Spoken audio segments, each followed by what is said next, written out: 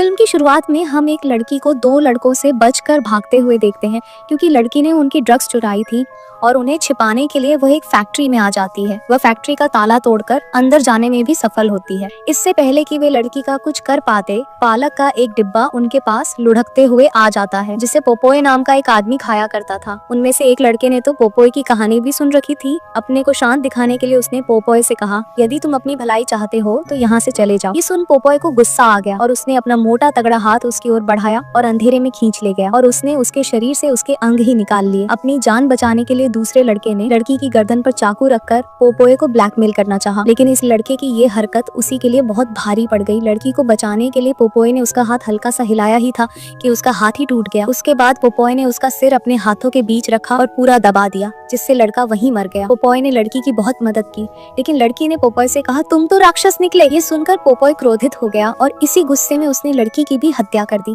खैर, scene shift होता है और हम नेक्स्टर नाम के एक लड़के को देखते हैं, जिसे पोपोय के ऊपर एक डॉक्यूमेंट्री बनानी थी। उस समय ओलिविया उसके साथ थी और वे अपने 3 अन्य दोस्तों के साथ उस फैक्ट्री में जाने वाले थे। फैक्ट्री में हम फैक्ट्री के मालिक लेक्स को देखते हैं, जो इस फैक्ट्री को एक एजेंट से बेचने की बात कर रहा है। एजेंट कहती है, मैं ये फैक्ट्री बिकवा तो दूंगी, लेकिन उससे पहले जरूरी है कि इस फैक्ट्री से जुड़ी अफवाहों का अंत हो। लेक्स ने पूछा, कैसी अफवाहें? लड़की ने कहा, 20 साल पहले ये फैक्ट्री सील कर दी गई थी, क्योंकि यहाँ के पालक में कुछ संक्रमण पाया गया था, और अगर वह खबर झूठी थी तो उसके बाद भी ये फैक्ट्री क्यों नहीं चली? और अगर ऐसी बात नहीं है तो क्या पोपोय सचमुच यहाँ पे रहता है? वे बात कर ही रहे थे कि लेक्स को वहाँ से अजीब सी गंध आने लगती है। वो जांच करने के लिए आगे बढ़ता है, जबकि पीछे खड़ी लड़की को डर लगने लगा। अचानक उसे भारी कदमों की आवाज सुनाई देने लगी, जो तेजी से उसकी ओर बढ़ रही थी। अचानक कोई उसके कंधे पर हाथ रख दिया और वह जोर से चिल्ला पड़ी, और फिर उसे पता चला कि वह तो यहाँ का गार्ड था। अब लड़की बहुत ज्यादा डर चुकी थी। लेक्स के समझाने के बावजूद भी कि वह यहाँ केवल गार्ड है, वो यहाँ नहीं रुकती, बल्कि अपना सामान लेकर यहाँ से भाग जाती है, और इस जल्दबाजी में वह अपनी फाइल यहीं भूल गई। उसके बाद लेक्स भी फैक्ट्री से बाहर निकलने वाला था, लेकिन जाने से पहले उसने अपने गार्ड से कहा, अगर इस फैक्ट्री में कोई है तो उसका सफाया कर दो, क्योंकि जल्द ही इस फैक्ट्री का सौदा होने वाला है और मैं नहीं चाहता कि ये सौदा रद्द हो। ये कहकर लेक्स यहाँ से चला जाता है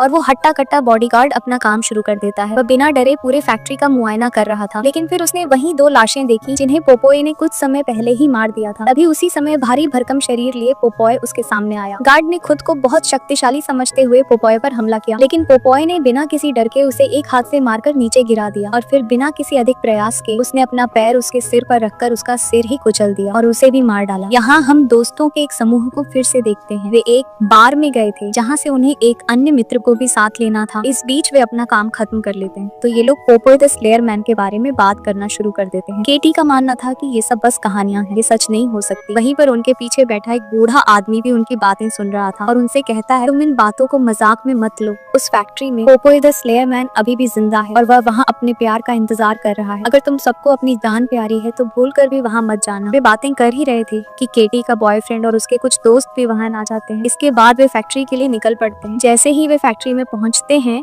ओलिविया ने फैक्ट्री की खिड़की पर किसी को खड़ा देखा, जो कि पोपोय ही था, लेकिन पलक झपकते ही वो वहाँ से गायब हो गया। अब फैक्ट्री पर तो ताला लगा हुआ था। वे लोग ताला तोड़ने का निर्णय लेते हैं, लेकिन उसकी जरूरत ही नहीं पड़ती, क्योंकि ओलिविया 1 ही मिनट में ताले को खोल देती है, मानो ये उसका रोज का काम हो। फैक्ट्री में प्रवेश करने पर हम देखते हैं कि केटी को उसके बॉयफ्रेंड का फोन आता है, जिसे वह उठाने के बजाय काट देती है, जिससे उसका बॉयफ्रेंड गुस्से से पागल हो जाता है। मालूम नहीं उसके दिमाग में क्या चल रहा होता है, लेकिन उसके दोस्तों ने उसके गुस्से की आग पर तेल का काम किया और कहा कि हो सकता है केटी और डेक्स्टर के बीच कोई अफेयर चल रहा हो। अगर ऐसा है तो हमें फैक्ट्री में उन्हें रंगे हाथों पकड़ना चाहिए। ये सोचते हुए तीनों ही फैक्ट्री के लिए निकल पड़ते हैं। अब यहाँ चूंकि उन्हें एक डॉक्यूमेंट्री बनानी थी, इसलिए वे एक साथ काम नहीं कर सकते थे। केटी मॉनिटर के पास जाती है, डेक्स्टर और ओलिविया एक तरफ कैमरा लगाने चले जाते हैं, जबकि उसके 2 अन्य दोस्त दूसरी ओर देखने चले गए। इधर ओलिविया और डेक्स्टर कुछ मिनटों के लिए डर जाते हैं, क्योंकि एक डिब्बा बार बार उनके सामने आ जा रहा था। लेकिन थोड़ी देर बाद उन्हें पता चलता है कि इस फैक्ट्री में कुछ कबूतर भी हैं, जो उनके सामने ये डिब्बे गिरा रहे थे। अब भी उनका मानना था कि पोपोय यहाँ नहीं है। हालांकि वे ये नहीं जानते कि अपना सिगार जलाए पोपोय ठीक उनके पीछे ही खड़ा है। हम देखते हैं कि डेक्स्टर ने हर जगह कैमरे लगा रखे हैं, जिससे पोपोय भी इन कैमरों में कैद हो गया है। लेकिन केटी अपने फोन में इतनी बिजी थी, उसने इन फुटेज पर ध्यान ही नहीं दिया। इसी बीच स्टेट एजेंट भी यहाँ वापस आ जाती है, जिसके दस्तावेज यहाँ छूट गए थे। दस्तावेज लेते समय गार्ड की लाश अचानक से उसके सामने आ जाती है, जिसे उसने सुबह ही तो जिंदा देखा था। लाश का चेहरा इतना खराब हो गया था कि वह चीख पड़ती है। अब वह जैसे ही पीछे मुड़ी, पोपॉय उसके सामने ही खड़ा था, यानी उसकी मौत ही उसकी आंखों के सामने ही थी। खुद को बचाने के लिए वह यहाँ से भागने लगती है और एक कमरे में छिपने की कोशिश करती है, लेकिन उसके बाल दरवाजे के बाहर रह जाते हैं, जिसे पोपॉय इतनी जोर से पकड़कर खींचता है, उसके सिर के स्कैल्प तक उखड़ जाते हैं। दर्द से उसकी हालत इतनी खराब हो गई कि वह वहीं गिर पड़ी और फिर पोपॉय उस कमरे में आया और उसने लड़की को उठा लिया और फिर उसे पालक काटने वाली मशीन में डाल दिया और उसका कीमा बन गया।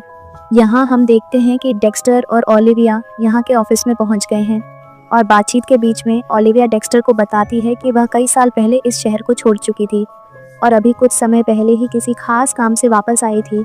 वैसे भी इस समय यहाँ से दस्तावेज एकत्र करना महत्वपूर्ण था, जो इस फैक्ट्री के अतीत और इससे जुड़े मिथकों के बारे में बता सके। समस्या ये थी कि उनके पास चाबियां नहीं थी, लेकिन ओलिविया ने यहाँ फिर से अपना कमाल दिखाया और बिना चाबी के ही सारे ड्रार खोल देती है। उन्हीं ड्रार में से उन्हें एक रिपोर्ट मिलता है, जिससे उन्हें इस फैक्ट्री की सच्चाई का पता चलता है। कहा जाता है कि इसे इसलिए सील किया गया था क्योंकि यहाँ पालक के डिब्बों में एक विशेष प्रकार का जहरीला बैक्टीरिया पाया गया। डेक्स्टर को आश्चर्य होता है कि इतनी बड़ी बात आखिर समाचार में क्यों नहीं छपी, तो ओलिविया बताती है कि लेक्स आधे से ज्यादा शहर का मालिक है और उसकी पहुंच भी बहुत ऊपर तक है। उनके लिए इस मामले को कवर करना कोई बड़ी बात नहीं थी। अभी वे इन सब के बारे में बातें कर ही रहे थे कि उसके अन्य दो साथी भी इसी कमरे में आ जाते हैं और ये चारों अब एक साथ आगे बढ़े।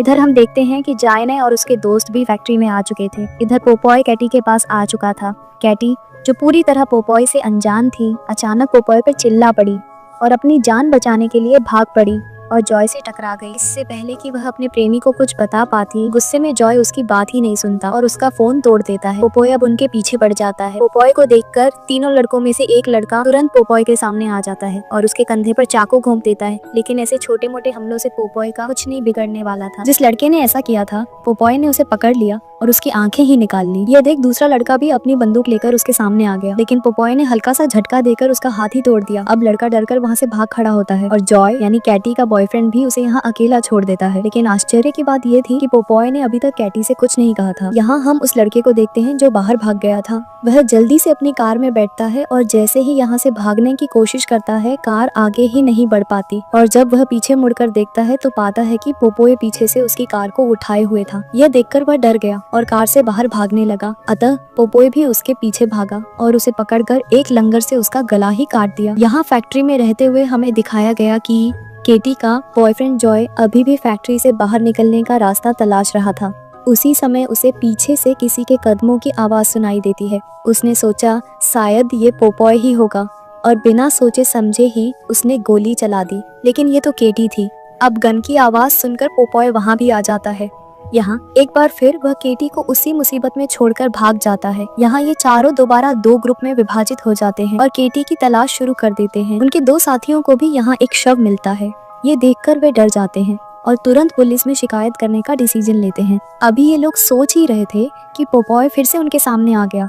पोपॉय से बचने के प्रयास में ये लोग भागने लगते हैं तो गलती से लड़के का पैर किसी चीज में फंस जाता है और वह नीचे गिर जाता है। इस दुर्घटना में उसे ज्यादा चोट तो नहीं आई, लेकिन उसका पैर एक जाल में फंस गया था। अपना पैर बाहर निकालने के लिए जैसे ही वह इस जाल को हिलाता है, जाल के ऊपर पड़े सरिये के कुछ टुकड़े उसके शरीर पर गिरते हैं, जिसके कारण यह लड़का अपने साथी के सामने ही दम तोड़ देता है। इस समय वो लड़की और भी ज्यादा डर चुकी थी क्योंकि उसका सारा खून इस लड़की के चेहरे पर गिर गया था। पोपॉय अभी भी उसके पीछे था। यह देखकर वह फिर से चिल्लाई और यहाँ से भागने की कोशिश करने लगती है, लेकिन वह पोपॉय से बच निकलने में सफल नहीं हुई। वह भी उसी स्थान से गुजरी जहाँ से उसका साथी अभी अभी गुजरा था और वह भी किसी चीज में फंसने के कारण नीचे गिर गई, ठीक उसी स्थान पर जहाँ उसका साथी गिरा था और सरिया उसके भी शरीर में घुसकर आर पार हो जाता है और वह भी मारी गई। यहाँ ओलिविया और डेक्स्टर को दिखाया गया है जो इन सब बातों से अनजान हैं और वे एक ऐसे कमरे में पहुँचते हैं जहाँ स्पिनच के बहुत सारे डिब्बे पड़े हैं और इसमें पोपॉय और उनके परिवार की तस्वीरें भी हैं। यहाँ हम पोपॉय का वास्तविक रूप देखते हैं, जहाँ इन कुछ खिलौने भी थे जो पोपॉय की बेटी के थे। यहाँ इन कुछ न्यूज़पेपर के टुकड़े भी यहाँ पड़े थे, जिससे उन्हें ये पता चलता है कि पोपोय की पत्नी भी इसी फैक्ट्री में काम किया करती थी और उसी ने जहरीला पालक होने की बात लीक की थी, जिसके बाद से ही ये फैक्ट्री बंद हो गई। और फिर पोपोय की पत्नी का भी कुछ पता नहीं चला, शायद लेक्स ने उसे मरवा दिया। पोपोय जो उसके प्यार में पागल था,